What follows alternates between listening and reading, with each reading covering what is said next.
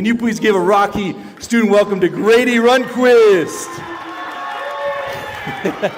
Come on up, buddy. All right.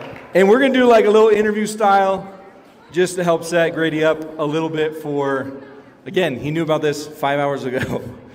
Were you in school when I called you? No, I finished taking the PSAT. Got a 1050, then got a call. Okay. Who else did the PSAT today? They don't do it in here. They only do it in... I knew someone would raise their hand. I knew someone. High school, I want to know how many of y'all did the PSAT in there, all right? Most likely a good amount of you, okay? But if you guys didn't know, Grady has been on our leadership team for a couple years now. He is a huge help on Wednesday nights. He's not necessarily on one of our specific teams that we have, but he's often in here helping out with some behind-the-scenes stuff. Played a huge part at our event, SummerCon, this last summer. So it's just fun to have him up here, because you came up to me back in September, I think. No, maybe October, and you're like, I want to speak sometime. It was roughly around when Dom and Tori started asking for speaking. November. Yeah. November. So he's been on the list. But enough of me talking. I want to hear a little bit about you. What's going on in life? Anything new? What have you been up to in the life of Grady? So what I've been up to most recently is really just trying to get out to work and passing my classes. I'm a junior who's graduating early, so I'm a senior this year, even though I've only done 3 years of high school. I'm trying to pass all those classes. I plan to go to Fort Hays State University in the fall. Fort Hays fans, all right. What's the mascot? We are a tiger at Fort Hays. Fort Hays Tigers. So let's go. I'm a farmhand on the weekends and during the summer, so I'm trying to get more back into that as we get into our busy season here in the spring. So really just preparing for everything in the summer.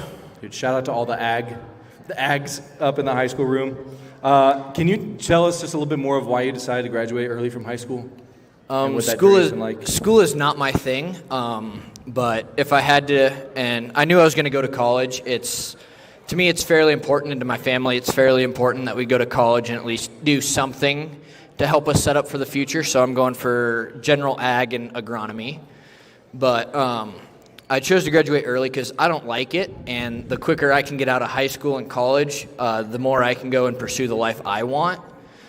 Just school is not my thing, but you got to deal with it. It's part of life now. So yeah. Well, the hoop jumping, got to get through. Well, if you guys are new with us, or maybe you just have not been with us on a Wednesday, we always want to just key in on someone's story and just hear a little bit about what's going on in their life. And so I want to open up the floor to Grady and just take us back a little bit to just maybe, we're going to talk about Jesus. We're going to talk about a little bit of how it was growing up. But I'm curious to know, again, was Jesus a part of your life growing up? Was faith a big thing?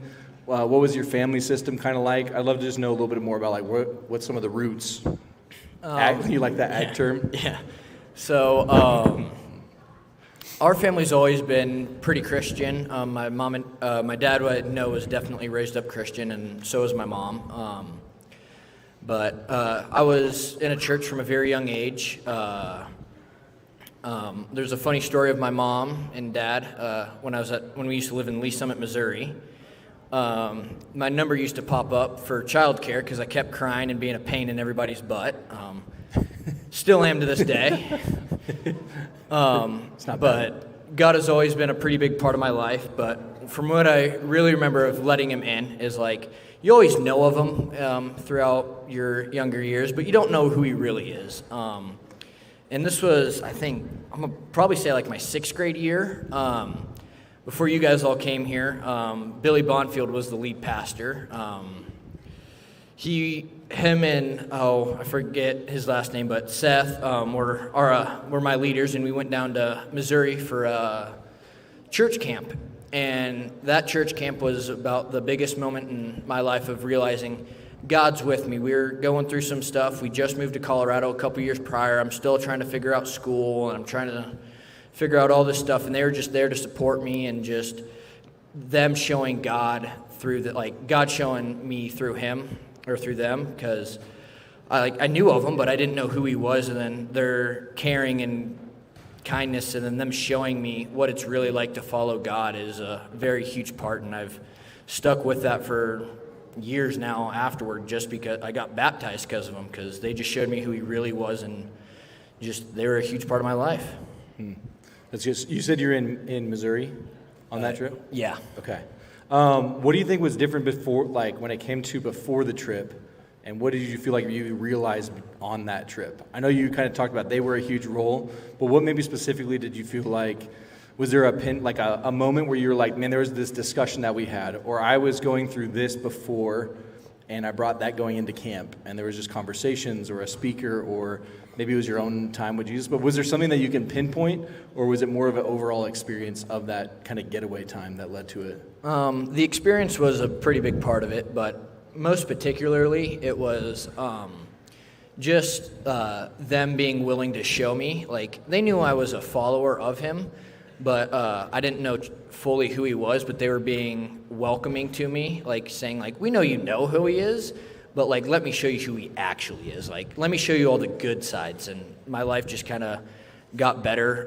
They started praying for me. They started helping me through hard times in school, because when you go from 5th grade to 6th grade, you think everything's a breeze, but it does take change, and they were just guiding me through all that. Yeah. That's good. I appreciate you sharing, because I think if you're like me or Grady and grew up in a family that kind of went to church on Sundays, did the Christian thing every weekend, I think there is this hard moment of really like, I often just took for granted the stories from the Bible or hearing about Jesus. So sometimes it does take a getaway trip like that, or to like go into Missouri to be able to enjoy really who Jesus is. All right, so some people maybe grew up and they're like, that isn't my story. I'm the only one in my family who's trying to follow Jesus or try to figure out this whole thing. So I'm a little curious to maybe since that moment, and you said that was 6th grade, of saying yes to following Jesus? Give or take, yeah. Give or take. Can you maybe share a little bit about something since then that you've gone through, that you've really had to rely on your faith to get you through a certain moment? And maybe it was a long season. Maybe there was something that you specifically you're like, yeah, I know exactly what happened. But I would just love for you to kind of share, all right, since I said yes to Jesus, it doesn't mean life's super easy. So I'd just love for you to share a moment that was tough and how you were able to rely on faith to work through it. It's really when, like, talking to people. I've had some family issues kind of going on every now and then, and we get into some arguments or stuff, or I'll fight with siblings. But really just knowing that I love them, but always praying for forgiveness, because I know that I'm not perfect, and I never will be, but just helping him and asking him for guidance throughout my life, of just saying, like, hey, I'm not thinking clearly, or I'm going against your path, but just praying and saying, I'm listening and I'm waiting to hear what you have to say. It's always been a huge thing. It's like, I'm not a huge people person, and I don't like praying with other people, but sometimes I'll just sit alone and I'll just pray and say, I'm here, God, I'm listening, just tell me what you want me to do. Guide me back to you. Yeah. No, I appreciate you sharing that. I've known you for a couple years, and there was if you don't mind me, there's a part of your story that I'm curious about. I want to say it was a couple years ago that maybe you lost grandma.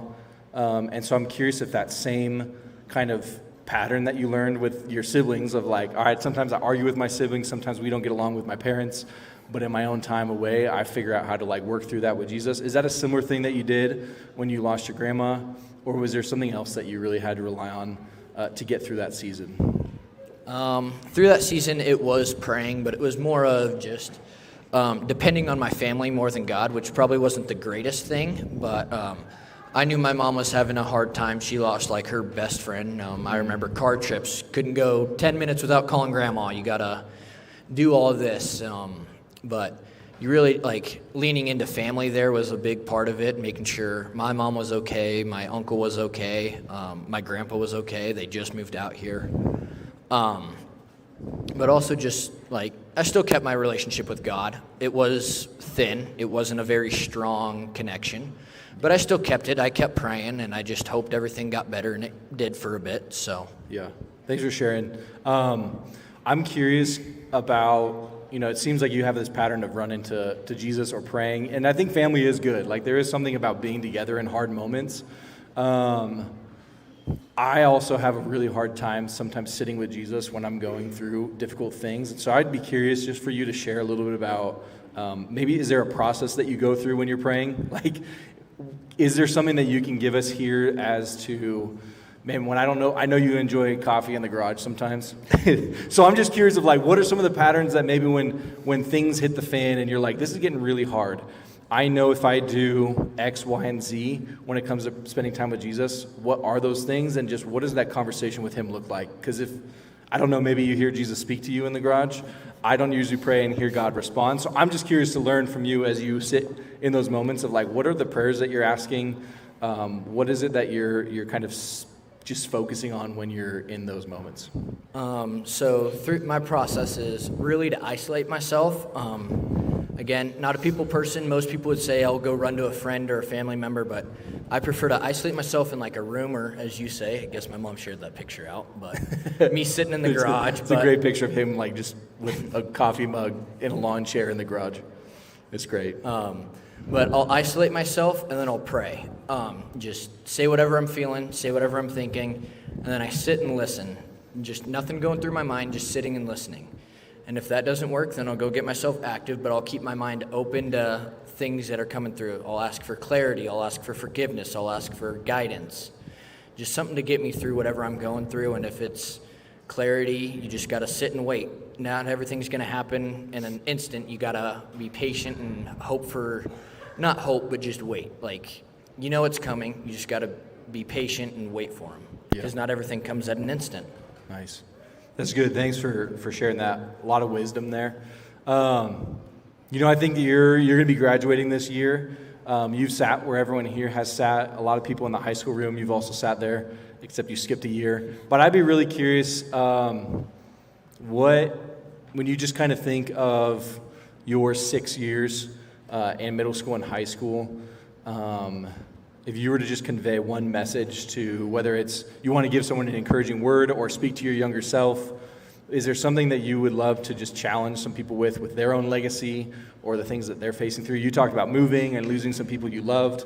I don't know. I'm just kind of shooting off a bunch of things just to see what sticks with your brain of what are some things that you maybe want to encourage us here in the middle school, high school room. Really, it's the biggest thing for me is if you make a mistake, God doesn't want you anymore. He still does. No matter how much you make a mistake, God still wants you. So it's just always making sure that He's with you 100% of the way, no matter what. So just find somebody or something or anything really that'll get you rooted to your time with God. That could be reading. I'm not a big reader myself. That's why I do more of the praying. But it's just finding a connection to keep God with you through the hard times and the good times, because God likes to bring the hard times before the good times, so you know something's coming good if you're going through something rough. That was like the most ag, like, man, when I'm planting the crops, I'm waiting for the storms to come and then the crops grow. Just the spiritual version of that, which I love. That's good. Is there anything else that you have just been thinking of that you're like, thinking of your story?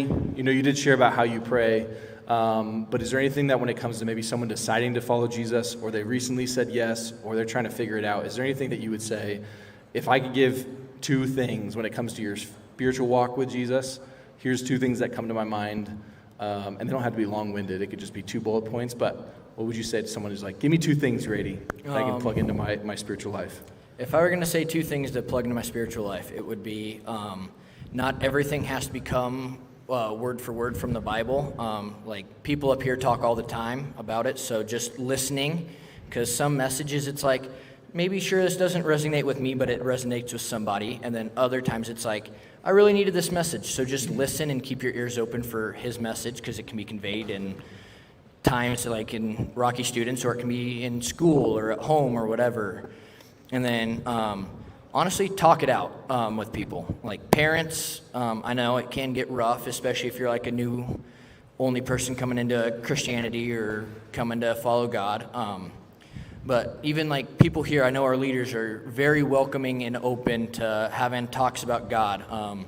Dave is one of my favorite ones to talk to, because he understands what I've been going through and what I'm doing. So he understands that, but he still tries to keep me connected with God no matter what I'm going through. Yeah, that's good. And also, I know you also live those out too, which is really sweet. He ain't just saying that.